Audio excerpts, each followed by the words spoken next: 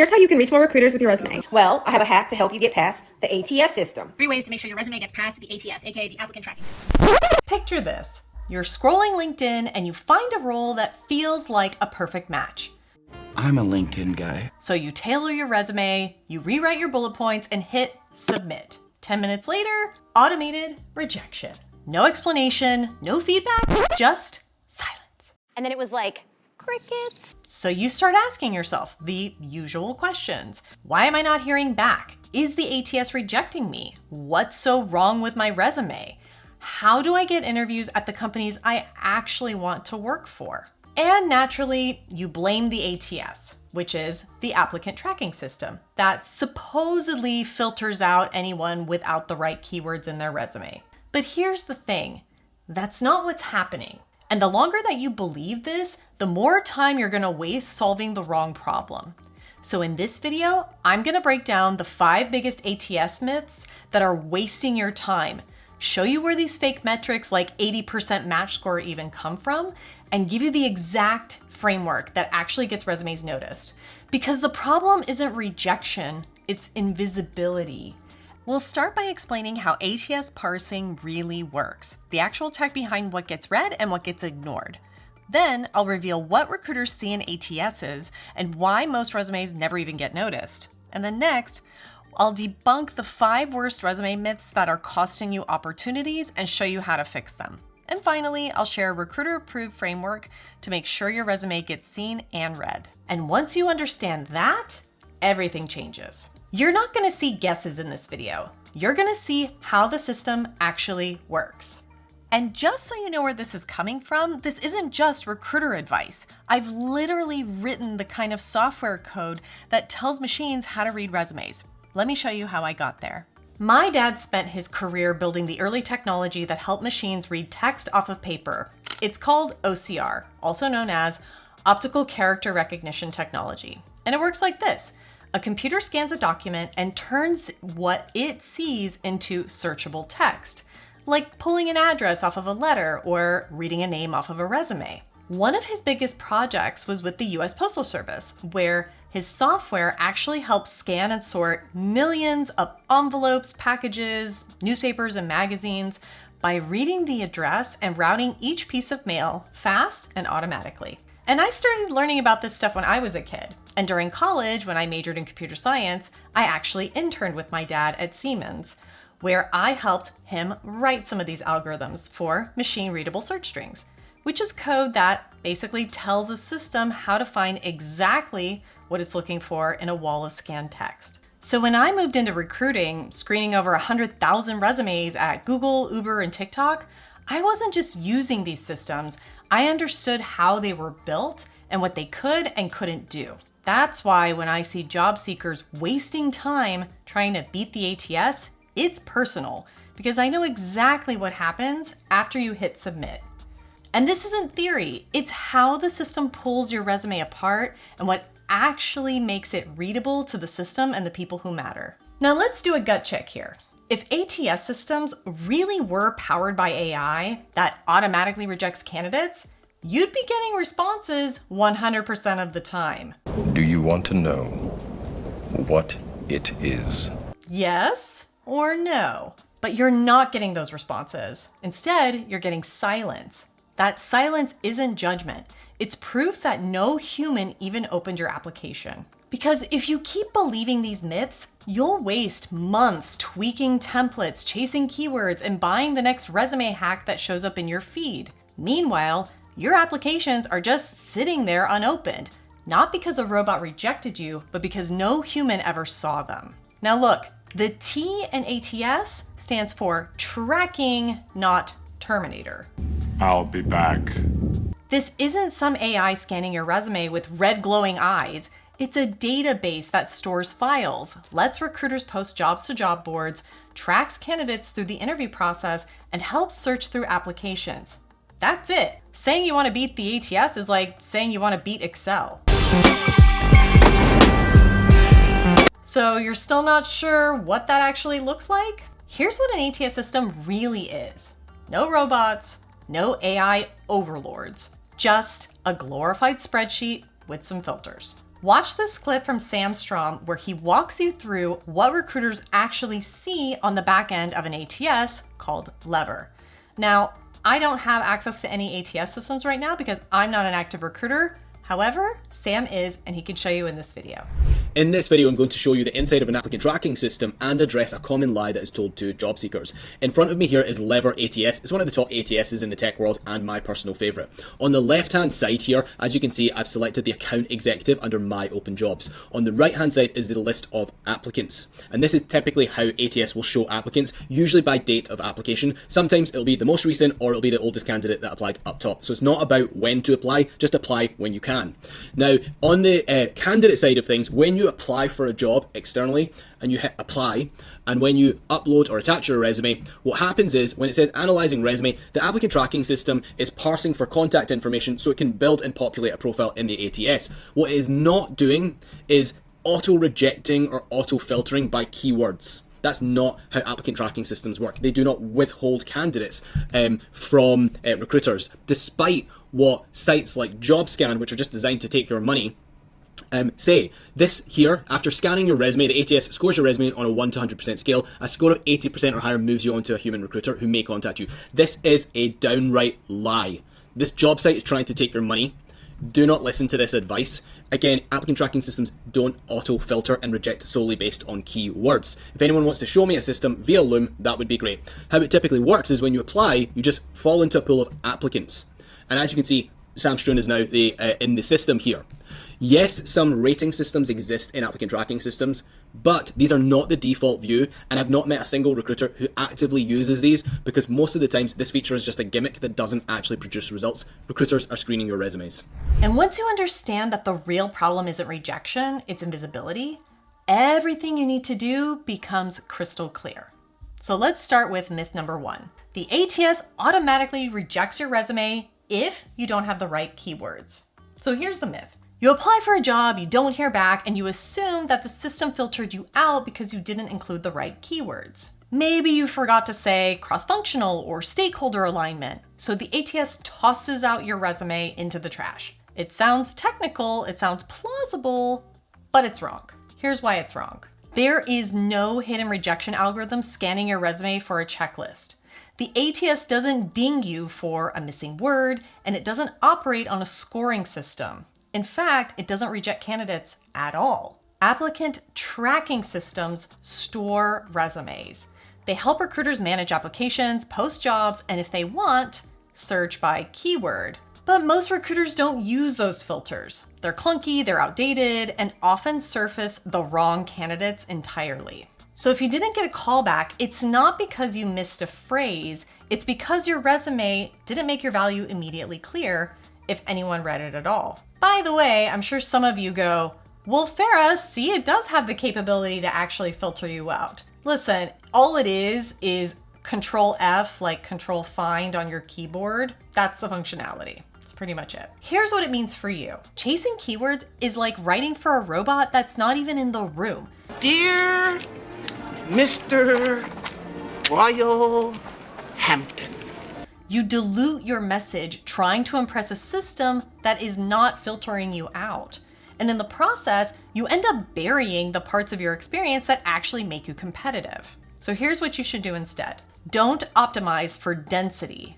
Optimize for clarity.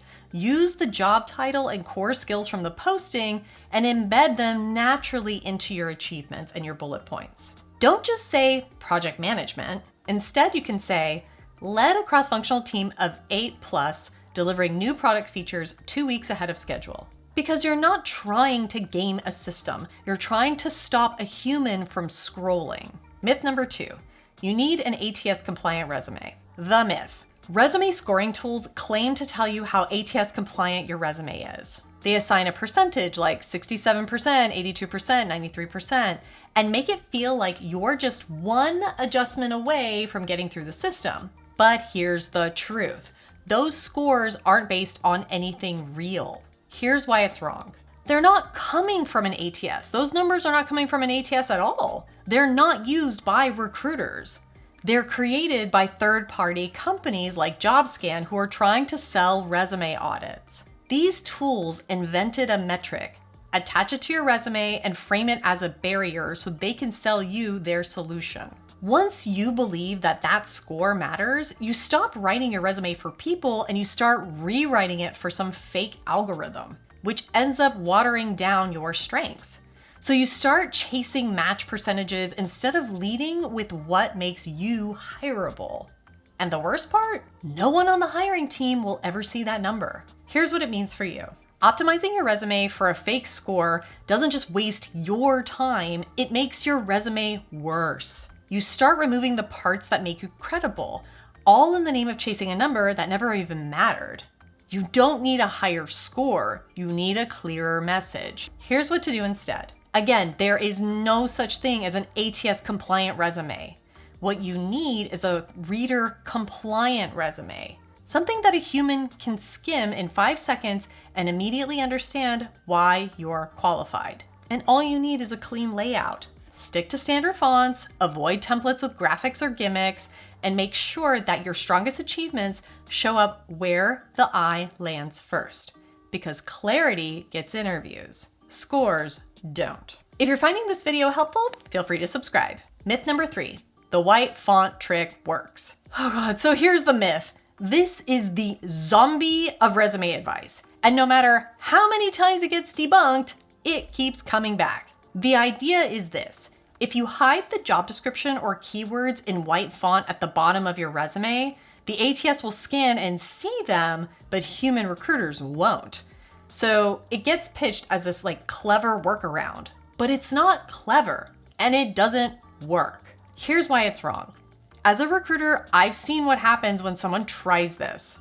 So you submit your resume, it goes into the ATS, and everything, including the white font, gets extracted into plain text. That invisible block of keywords are now part of your application record. If a recruiter copies and pastes your resume to send it to a hiring manager, that hidden section shows up in full. And in that moment, you've gone from being a potential fit to someone who's trying to game the system. Also, don't write words like hire me in white font thinking that a recruiter is putting your resume into ChatGPT asking if it should hire you. That is silly, that is ridiculous. But sadly, thanks to people on platforms like TikTok who are just chasing views, this has become a problem. Here's what it means for you. Now you think you're improving your odds, but what you're really doing is signaling that you don't trust your own experience to speak for itself. The white font trick doesn't make you look tech savvy. It makes you look insecure and a risk. Here's what to do instead. If the job calls for a specific skill, don't hide it, highlight it.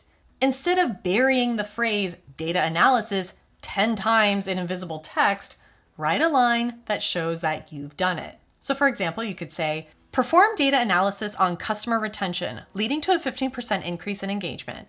That's how you show alignment. And that's how you get noticed. Not by tricking a system, but by making your fit undeniable. Myth number 4, ATS systems use AI to screen candidates. Here's the myth. There is a super persistent belief that modern ATS platforms use AI to automatically evaluate and reject candidates. That the system somehow scans your resume, scores it, ranks you, and filters you out before a human ever gets involved. It sounds high tech, it sounds efficient, but that is not how hiring works. Here's why it's wrong. Most ATS platforms aren't powered by advanced AI. They're old legacy systems that are 20, 30 years old, and they're basically patched together with duct tape. They were built to track, not to judge. You can't plug machine learning into a 20-year-old workflow and expect it to make hiring decisions. And legally, companies are not allowed to use AI in that way, not without running into some serious compliance issues. Right now, there are lawsuits against platforms that are suspected of doing exactly that. No! God, please, no! No! The risk is too high. The systems aren't that smart. And recruiters aren't outsourcing judgment to an algorithm. Here's what it means for you. If you're spending hours trying to beat the AI, you're solving for a problem that doesn't exist. There's no machine making hiring decisions. But there is a recruiter that's skimming your resume in real time, under pressure, and deciding in seconds whether to keep reading or to reject you. So here's what you should do instead. Write for a person, not a platform. That means structuring your resume so a human can immediately grasp your relevance and results. Lead with impact. Use language that's easy to skim. Make it obvious where you've made a difference. Because no one's scanning for perfection, but they are scanning for clarity. Myth number 5. Getting rejected means the system filtered you out. Here's the myth. You apply, you hear nothing, and you assume the ATS rejected you.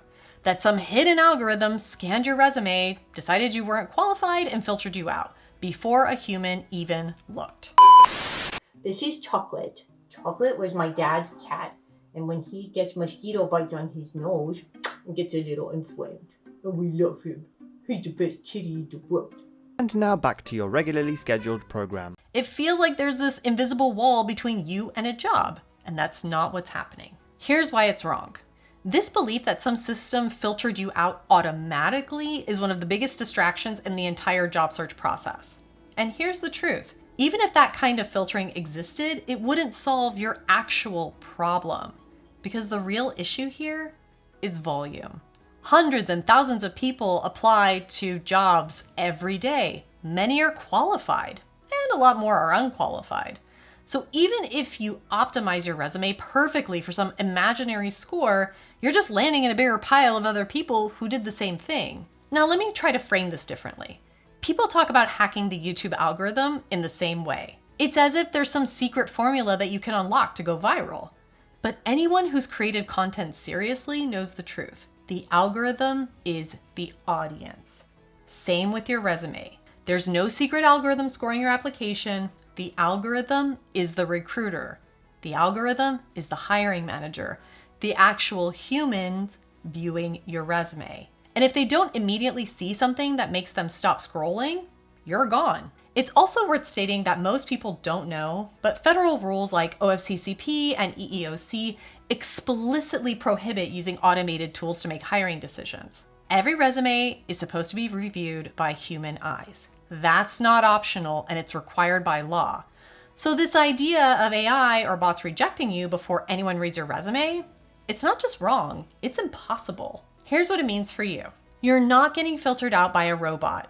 You're just getting overlooked by a person who has too many resumes and too little time. If you want to get picked, stop worrying about systems and start thinking about story selling your skills and when you apply to jobs. Timing is much more important. Here's what to do instead. Optimize for attention, not for software. Make your value clear in the first few lines by leading with results. Use formatting that supports quick scanning, not keyword stuffing. Because your resume isn't being judged by a system, it's being skimmed by a human. And humans don't respond to scores, they respond to clarity. Now let's talk about what actually works. So let's set aside the algorithm myths, okay? We talked enough about them. Because once your resume is submitted, the real question isn't, did the system understand it? It's, did a human care enough to keep reading? That's the game. Not automation, not trickery, clarity. Here's what successful candidates actually do consistently. 1, they write for the reader, not the system. Recruiters skim fast. They're juggling multiple roles, hundreds of resumes, and tight deadlines. If your resume opens with a dense block of text or generic job duties, you've already made their job harder. The resume that gets noticed are scannable and are instantly clear. They don't bury the good stuff. Instead, they lead with it. Here's what to do. Make your most recent job title immediately obvious. That way you front load your best accomplishments. Use a layout that works on any screen. Number 2, they show business impact, not job activity. If your bullet points sound like a job description, like managed weekly stand-ups or oversaw internal comms, you're describing your job duties. What recruiters want to see is momentum, impact, what changed because you were there. Here's what to do. Highlight outcomes with specific numbers, like reduce churn by 14%, cut onboarding time by 3 weeks, increase pipeline conversions by 22%. These are the results that tell a story that moves the reader forward. Number 3, they bridge the title gap before someone disqualifies them. Here's what most people miss. If your current title doesn't match the role you're applying for, even if your experience is perfect, you may get skipped. Not because you're unqualified, but because your title doesn't translate. Here's what to do instead. Add context. Use parentheses and add a clarifier. Lead with a one-line summary that connects the dots, like product manager, open parentheses, functionally leading roadmap without formal title, close parentheses. If they can't see your fit within a few seconds, they're not going to keep reading. So the bottom line here is, instead of asking, did I get enough keywords, start by asking, does this make sense to a human if they're skimming it in 5 seconds? Because the recruiter isn't your enemy. The ATS isn't your gatekeeper. Your real challenge is simple. Get seen, get read, and get remembered. And that starts with clarity. One other bonus tip that I want to point out to you is this. Some people will say, well, Farah, within a few seconds, I'm getting rejected by the applicant tracking system. And that might be true, but it's not because the applicant tracking system is using any type of automation to reject you. Instead, what usually is happening is when you apply to a job, they may ask you a couple of questions to determine whether or not you're somebody that they want to hire. Some of those questions could be, are you over 18 years of age? Do you require sponsorship, like visa sponsorship? Some companies don't sponsor visas, and some companies have an age limit of who they're able to hire. We call those knockout questions. So knockout questions are the ones that can automatically reject you, but those questions were set up by the recruiter in order to filter people out at the very beginning. But that's not the core of what those applications and what those systems are designed to do. So if you've been wondering why your applications go silent, why you're not hearing back, or what's wrong with your resume, it's not because of some hidden algorithm. It's because you were solving the wrong problem. Now that you know how these systems actually work, you can stop optimizing for filters that don't exist and start focusing on what does. Writing a resume that makes your value from a business perspective clear to the people who make the decisions. Because when you stop guessing and start targeting the right things, you're not just tweaking your resume, you're giving yourself a real shot at landing interviews for the jobs that you actually want. Watch this next because it builds on everything that we just covered.